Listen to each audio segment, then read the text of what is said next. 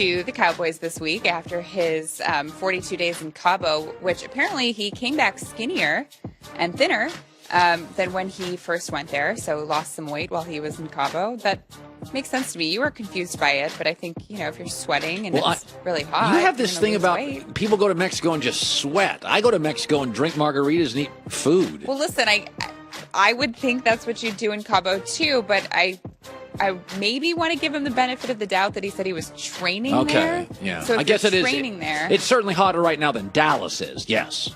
Yes, Cabo would be hotter than Dallas. Yeah. I don't know. Every time I've gone down there, I've come back and I need a detox because all I do is eat and drink down there. It's great. I think that's kind of what you're supposed to do when you're on vacation. That's what I do. When you go to Cabo. So upcoming, they have a game against Seattle and then against Philadelphia, and they are clinging to their playoff hopes. So they're hoping that the return of Ezekiel Elliott will help them. And here's Jerry Jones on the heavy workload he expects for Zeke to have.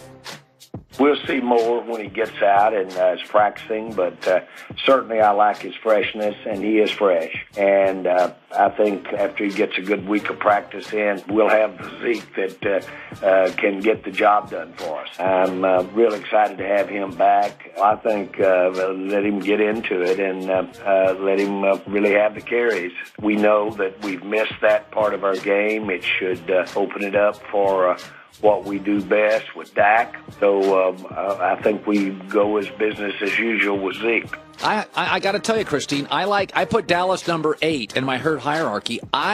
There's a lot of sellers on the Cowboys. They're now the healthiest team outside of the Rams in the NFC. So you would, if you had to put money on it, you would have them beating the Seahawks. I think they're going to Eagles? beat Seattle in a fairly close game, and I think they're going to go to Philadelphia. And if the playoffs are on the line, I think Dallas is going to play their tail off, and it's going to be a really competitive game. Okay. It's just funny.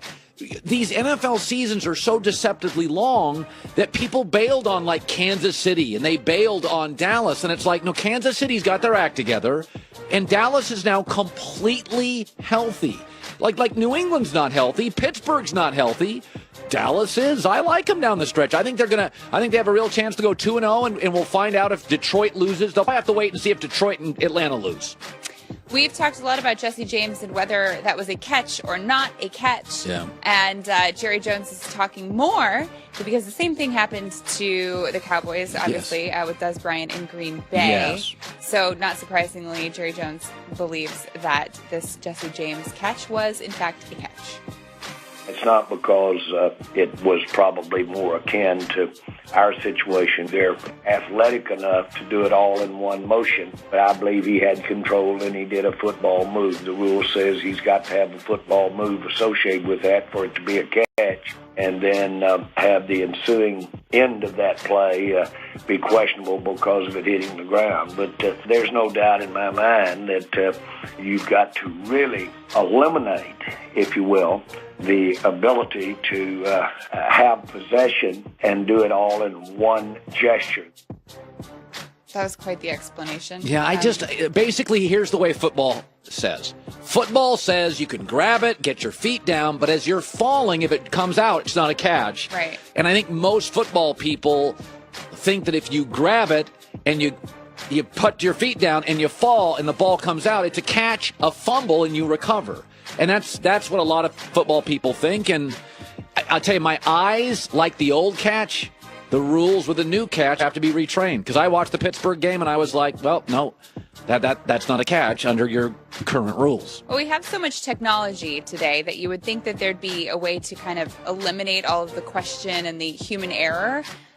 Especially when you talk to about the Gene Steratore using an index card. Yeah. So some people have said, well, why don't you use like the tennis method and the instant replay stuff, because they can actually see with the ball if it was in or not. Yes. But in football, you can't do that. The technology wouldn't even work because I think you need to have something like 25% of the ball has to be seen without any obstruction. That's the key. The tennis thing works because there's no obstruction. That's the best replay thing out there.